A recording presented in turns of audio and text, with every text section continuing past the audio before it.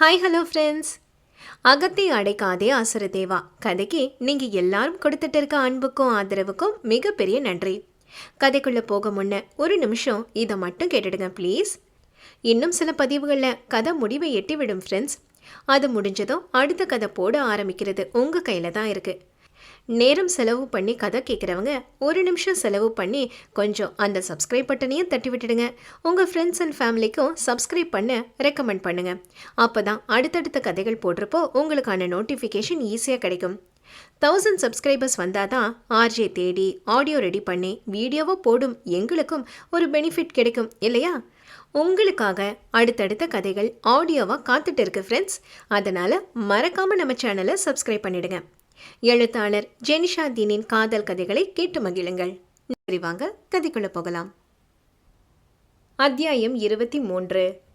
அஜயின் குடவுனிலிருந்து சில வாரங்களுக்கு முன்னால் வெளியேற்றப்பட்ட தேவேந்திரனுக்கு அன்று அஜய் தேவ் தன்னை ஒன்றும் செய்யாது அனுப்பி வைத்ததும் அன்னையை பற்றி அவன் பேசிய ஒரு சில வார்த்தைகளுமே அவனின் மேல் இத்தனை தினங்களாய் இந்திற்கு இருந்த தப்பான அபிப்பிராயத்தை கொஞ்சம் மாற்றியிருக்க, சில நாட்களுக்கு முன்னால் அவன் சஞ்சுவை மணந்து கொண்டதோ அவனிடம் இன்னும் ஒரு படி நெருக்கத்தை அதிகமாக்கியது.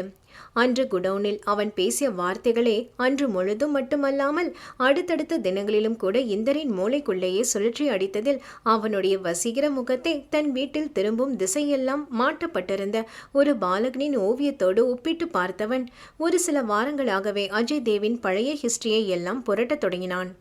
அஜய் தேவ் யார், அவனுடைய அப்பா அம்மா யார் என்றெல்லாம் ஆராயத் தொடங்கியவன் அஜயுடைய முதல் தவறான ஃபைனான்ஸ் கம்பெனி முதலாளியை அடித்த கேஸ் ஃபைலை கையில் எடுத்தவனுக்கு அந்த ஃபைலிலும் அந்த தவறை செய்யும்போது அஜய் தேவ் ஒரு கல்லூரி மாணவன் என்ற விவரம் தவிர வேறு எந்த விவரமும் இல்லாது போக, அஜய் படித்த கல்லூரியின் பெயரை குறித்து கொண்டு அந்த கல்லூரிக்குள் நுழைந்தவனோ பழைய அட்மிஷன் ரெஜிஸ்ட்ரேஷன்களில் எல்லாம் தேடி அஜய் தேவின் அட்மிஷன் ஃபைலை கண்டு கொண்டவன் அதிலிருந்து அவனுடைய இயற்பெயரையும் அவன் தந்தையின் பெயரையும் பார்த்ததுமே அவனுடைய நாடி நரம்புகளிலெல்லாம் மகிழ்ச்சியா, அதிர்ச்சியா, இன்பமா, துன்பமா, பரவசமா என்று இனம் காண முடியா பல உணர்ச்சிகள் போட்டி போட்டு கிளம்பியதில் அந்நொடியை தாயை பார்க்க துடித்தவன் தாயை சென்று சேரும் முன் அவனுக்கு மாவட்ட கலெக்டரிடமிருந்து அழைப்பு வர, ஒரு காவல்துறை அதிகாரியாக தன் வேலைக்கு முன்னுரிமை கொடுத்தவன் கலெக்டர் அலுவலகம் விரைந்தான் தேவேந்திரன் ஐபிஎஸ்.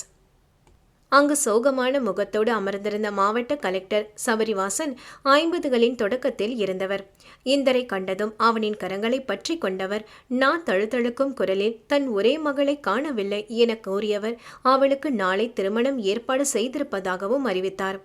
இந்த விஷயம் யாருக்கும் தெரியறதுக்குள்ள என் மகளை கண்டுபிடிச்சு கொடுங்க இந்திரன் என்று கண் கலங்கியவர், என் பொண்ணு அம்மா இல்லாம சூதுவாது தெரியாம ரொம்ப செல்லமா வளர்ந்த பொண்ணு, கொஞ்சம் சுட்டியா இருந்தாலும் யாருக்கும் எந்த கெடுதலும் நினைக்க மாட்டா, அவ யாருக்கிட்ட மாட்டிக்கிட்டு என்ன பாடுபடுறான்னு தெரியல, கொஞ்சம் சீக்கிரம் கண்டுபிடிச்சு கொடுங்க இந்திரன் என்று தன்னிடம் கெஞ்சிய சபரிவாசனை பல மாதங்களுக்கு முன்னால் ஏசிபியாக சார்ஜ் எடுக்கும்போது அத்தனை திடமாக பார்த்த ஐஏஎஸ் அதிகாரியா இவர் என்று ஆச்சரியமாக பார்த்த இந்தர் அவரின் தழுதழுத்த குரலை வைத்தே மகள் மேல் அவர் வைத்திருக்கும் பாசத்தை உணர்ந்து கொண்டவன், இன்னும் 24 மணி நேரத்துக்குள்ள உங்க பொண்ணோட வரேன் சார் என்று உறுதி அளித்து அவனுக்கு தேவையான மற்ற விவரங்களையும் அவரிடம் சேகரித்து கொண்டு தன் கட்டுப்பாட்டில் இருக்கும் காவல் நிலையத்தை வந்தடைந்தவன் முதலில் அந்த பெண்ணுக்கு காதல் விவகாரம் ஏதும் இருக்கிறதா என்றெல்லாம் அவள் தோழியிடம் விசாரித்து அப்படி ஏதும் இல்லை என்பதை தெரிந்து கொண்டவனுக்கு அடுத்து ஞாபகத்தில் வந்தது என்னவோ பெண்களை கடத்தி விற்கும் விபச்சார கும்பல்கள்தான். தனக்கு கீழ் வேலை செய்யும் காவல் அதிகாரிகள் 2 பேரை அழைத்து, வயசு பொண்ணை கடத்தி வெளியூர் வெளிநாடுன்னு ஏற்றுமதி செய்கிற சென்னையில் இருக்க எல்லா கேங்கோட லிஸ்ட்டும் இன்னும் 1 மணி நேரத்தில் என் டேபிள் இருக்கணும் என்று உத்தரவிட்டவன் அடுத்து அவளுடைய சிம் கார்டு இருக்கும் இடத்தை ட்ரேஸ் செய்ய கூற, அன்றைய நாள் முழுவதும் அந்த பெண்ணை கண்டுபிடிப்பது பற்றிய விஷயமாகவே அலைந்தவன் அஜய் தேவ் பற்றிய செய்தியையும் அதை தன் அன்னையிடம் சேர்ப்பிக்க கிளம்பதியும் அடியோடு மறந்து போன இந்தரோ தன் வீட்டிற்கு கூட செல்லாமல் இரவென்றும் பாராமல் பல நவீன டெக்னாலஜிகளை பயன்படுத்தி கொஞ்சம் கொஞ்சமாக அந்த பெண் இருக்கும் இடத்தை நெருங்கி கொண்டிருக்க, கலெக்டர் மகளை கடத்திய அந்த பெரிய கை பாலுவிற்கோ உதறல் எடுக்க தொடங்கியது.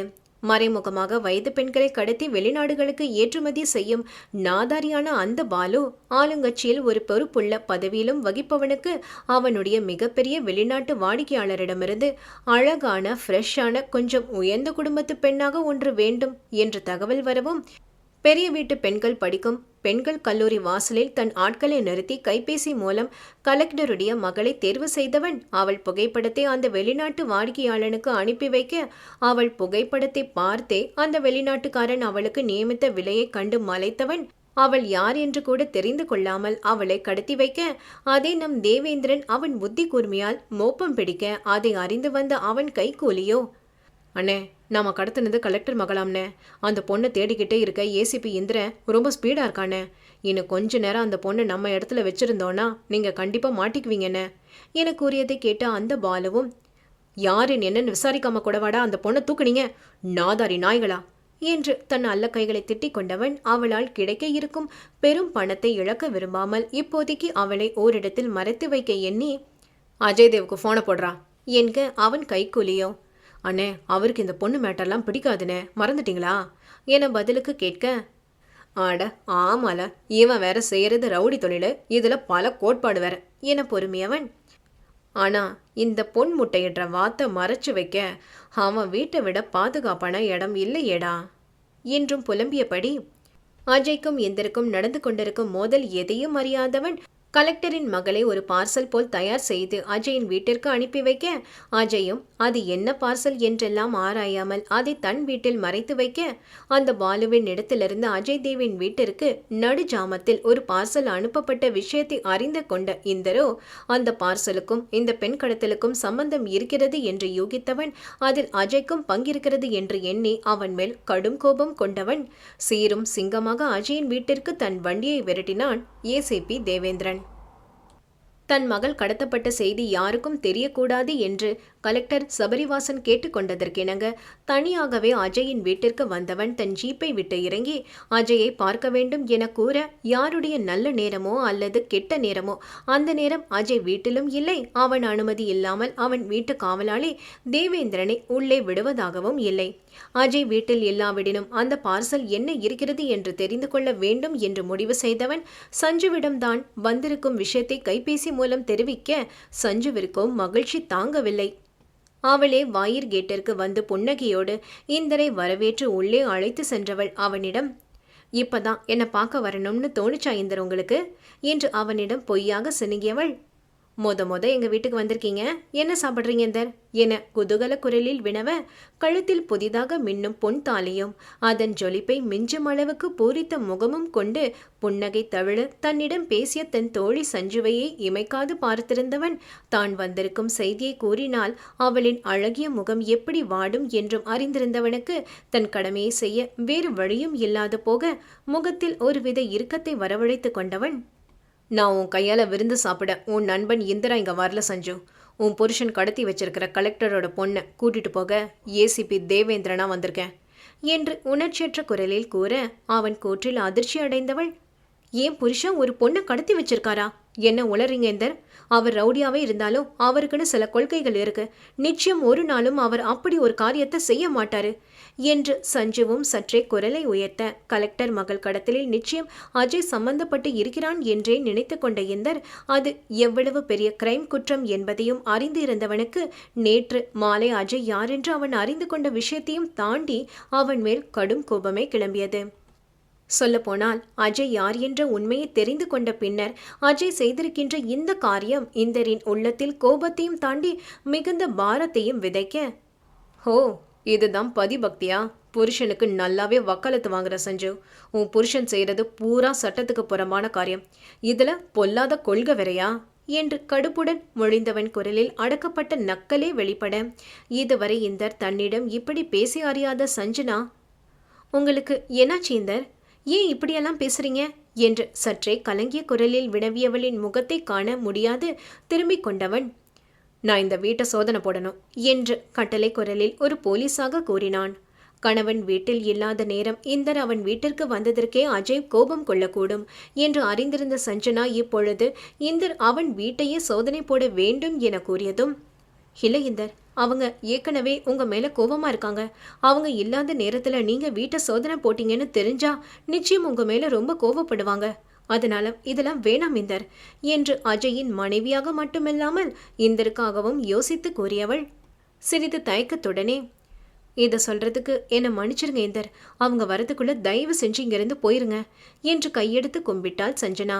தன் முன் கைகூப்பி நின்ற சஞ்சுவை பார்த்து, இந்த பெண்கள் கழுத்தில் தாலி ஏறியதும் எப்படி மாறிவிடுகிறார்கள் என்றே ஆச்சரியம் கொண்டவன் அவள் மனநிலையையும் உணர்ந்து கொண்டவனாய், உன் புருஷனோட கோபத்தால என்னை ஒன்றும் பண்ண முடியாது சஞ்சு. நீ அதுக்கெல்லாம் பயப்படாத. மடியில கணம் இல்லைனா வழியில எதுக்கு சஞ்சு பயம்? நீயே சொன்ன உன் புருஷன் ஏதோ கொள்கையெல்லாம் வச்சிருக்காருன்னு. உன் புருஷன் மேல உனக்கு அவ்வளோ நம்பிக்கை இருந்தா என் சோதனைக்கு குறுக்க வராத. நேத்து நைட்டு உங்க வீட்டுக்கு ஒரு பார்சல் வந்திருக்கு. அதுல என்ன இருக்குன்னு எனக்கு இப்ப தெரிஞ்சாகணும்.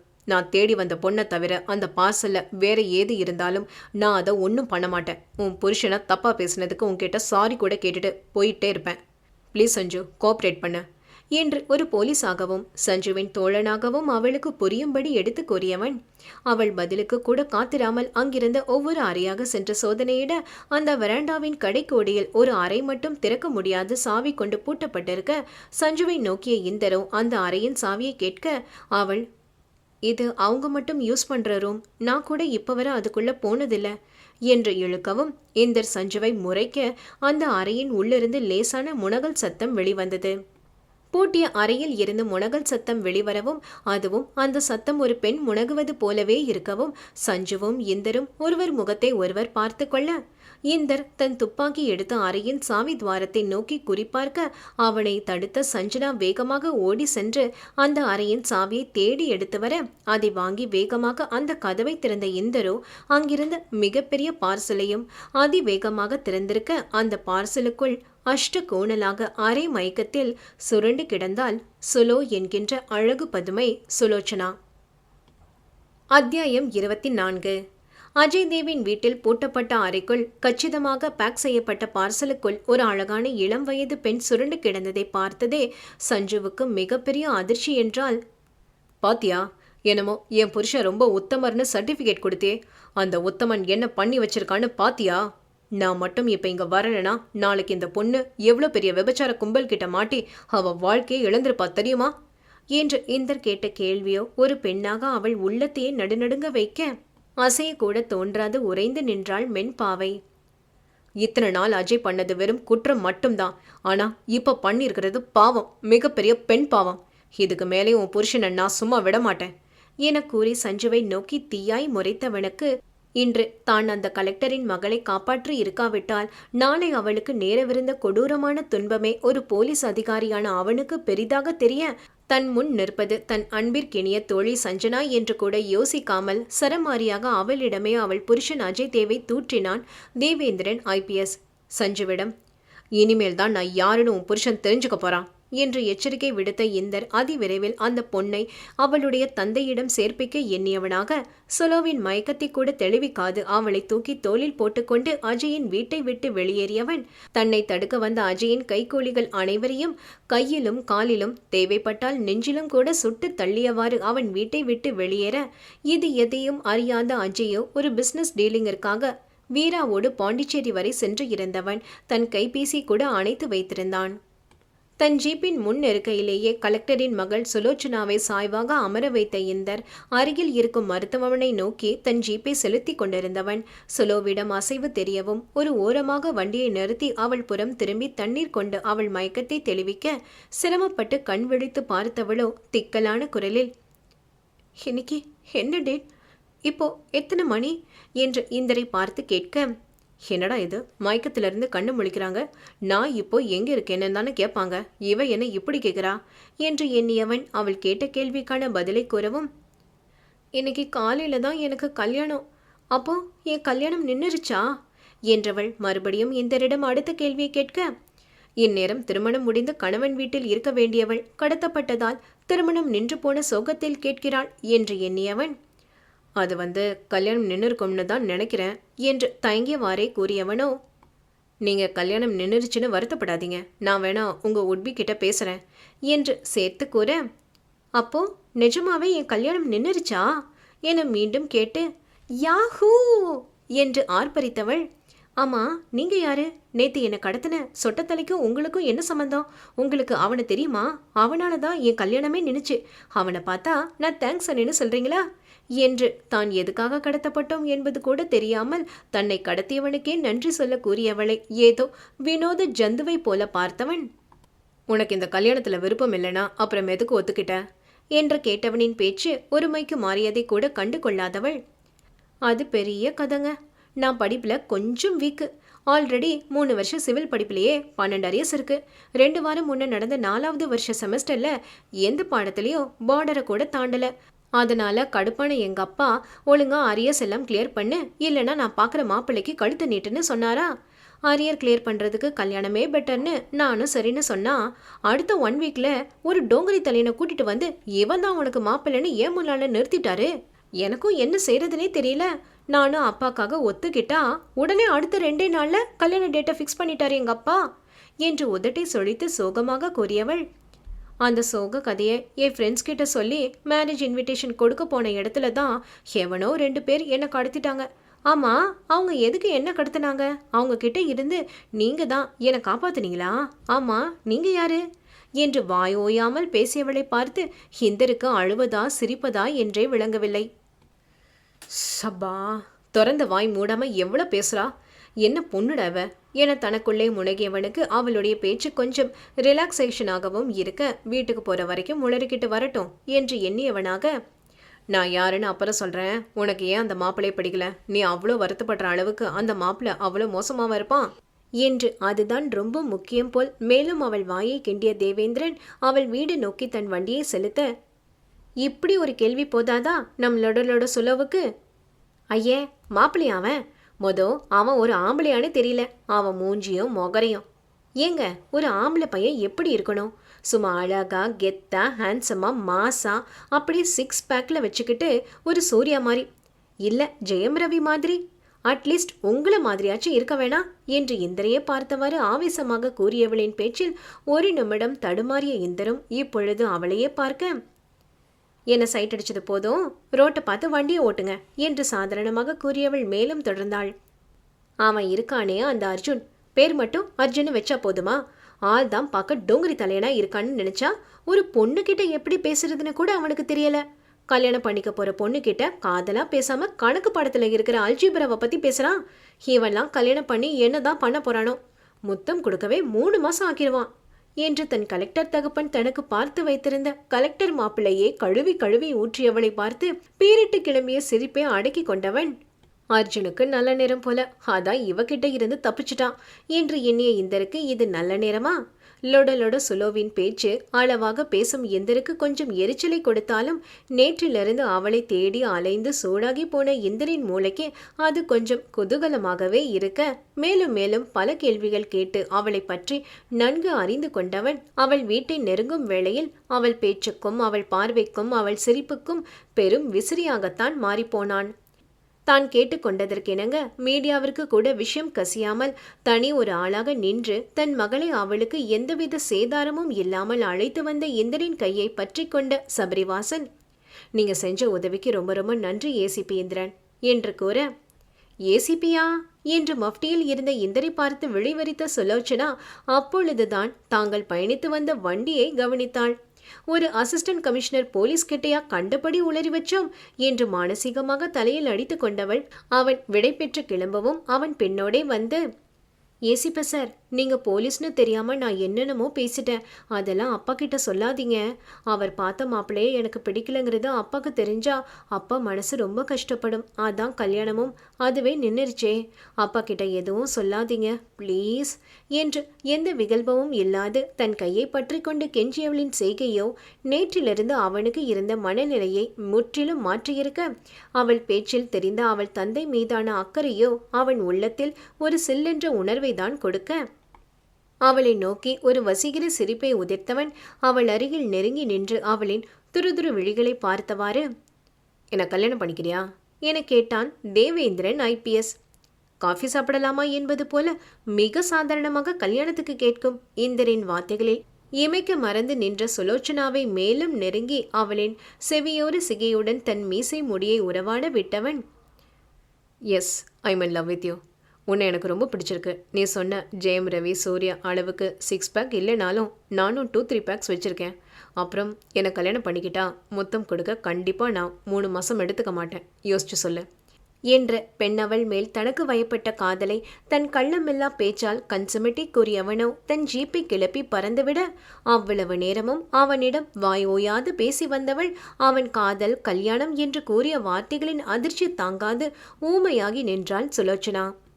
ஓட்டை பானைக்குள் நண்டை விட்டது போல் என்கிற சொலவடை போல் லொட லொட வென்று பேசி தள்ளும் சுலோச்சனாவையே தன் ஒரே ப்ரப்போசலால் வாயடைத்து சென்றவன் நேற்று மாலையில் இருந்தே ஓய்வில்லாது அலைந்ததால் தன் வீட்டிற்கு சென்று விட்டத்தை வெறித்தவாறு படுத்திருந்த இந்தர் சுலோவுடைய அப்பாவின் தன் மகள் கடத்தப்பட்ட வழக்கில் தன்னால் நேரடியாக புகார் அளிக்க முடியாது என்று மறுப்பு வார்த்தையில் சற்று முன்னர் தனக்குள் தோன்றிய காதல் உணர்வை பற்றி கூட மகிழ முடியா மனநிலையில்தான் இருந்தான். ஒரு கலெக்டரை ரவுடிகளுக்கும் தாதாக்களுக்கும் பயந்துட்டு இருந்தா அயோக்கியர்களை எப்படி தண்டிப்பது என்று ஒரு நேர்மையான போலீஸ் அதிகாரியாக ஆத்திரம் கொண்டவனின் மனதுக்குள் அஜய் யார் என்று அன்னையிடம் எப்படி கூறுவது என்று பெரும் கலவரமே நடந்து கொண்டிருந்தது. அங்கே பாண்டிச்சேரியில் கடத்தல் டீல் ஒன்றை வெற்றிகரமாக முடித்துவிட்டு கைபேசியை பார்த்த அஜய் புருவம் சுருக்கியவாறு தன் கைக்கூலிக்கு அழைத்தவன் என்ன விஷயம் என கேட்க அவன், பாஸ், அந்த ஏசிபி உங்கள் வீட்டுக்கே வந்து நம்ம ஆளுங்களை எல்லாம் சுட்டு போட்டு உங்கள் பொறுப்பில் இருந்த பாசலை என்று முடிப்பதற்குள் கைபேசி அழைப்பை துண்டித்துவிட்டு அவனா என்று வெகுண்டெழுந்த அஜய் கடந்த பல நாட்களாகவே இந்தர் தன்னை மீண்டும் பின்தொடர்வதை அறிந்திருந்ததால் ஏற்கனவே அவன் மேல் கடும் கோபத்தில் இருந்தவன் நடந்த விஷயம் எதுவும் முழுதாக தெரியாமல் இன்னைக்கு அவனுக்கு ஒரு முடிவை கட்டுறேன் என்று கருவியவாறு இந்தரின் வீட்டை நோக்கி விரைந்தான் அஜய்தேவ். எதிரில் வருபவர்களை எல்லாம் அடித்து வீழ்த்தும் வெறியோடு வேங்கையென இந்தரின் வீட்டிற்குள் நுழைந்தவன், டேய், நீ எவ்வளவு சொன்னாலும் அடங்க மாட்டியா? நானும் பார்க்க பச்சை புள்ள மாதிரி இருக்கேன்னு பாவம் பார்த்து உன்னை விட்டு வச்சா நீ திரும்ப திரும்ப ஏன் வழியிலே குறுக்க வர?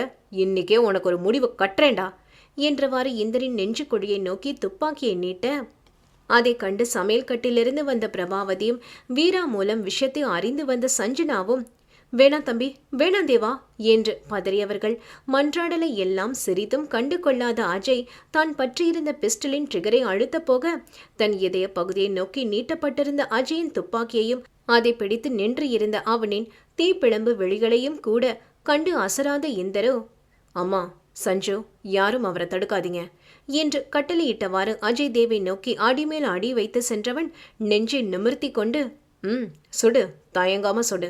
ஆனா ஒரு பொண்ணை கடத்தி வச்சிருந்த அஜய் தேவா, நீ சுடுறதா இருந்தா நான் வச்சிருக்க இந்த பிஸ்டலும் உன்னை பதம் பார்க்கும் என்று தன் துப்பாக்கியை எடுத்து அஜயின் நெஞ்சில் வைத்தவன், இல்ல தேவச்சந்திரனா, என்ன நீங்க சுடுறதா இருந்தா நிமிஷம் கூட யோசிக்காம ஒரு அப்பாவி பொண்ணை காப்பாத்திட்டோங்கிற திருப்தியில அண்ணன் கையால செத்துட்டோம்னு சந்தோஷமா இந்த புல்லட்டை என் நெஞ்சில வாங்கிக்கிறேன். தேவேந்திரனின் கூற்றில் அசையக்கூட தோன்றாது அதிர்ச்சியில் உறைந்தான் அவன் அண்ணன் அஜய்தேவ் என்கின்ற தேவச்சந்திரன். அடுத்த அத்தியாயங்களை தொடர்ந்து கேட்டு மகிழ சேனலை சப்ஸ்கிரைப் பண்ணி பக்கத்தில் உள்ள பெல் ஐக்கானையும் கிளிக் பண்ணிக்கோங்க. எப்பொழுதும் எங்கள் சேனலுடன் இணைந்திருங்கள். நன்றி.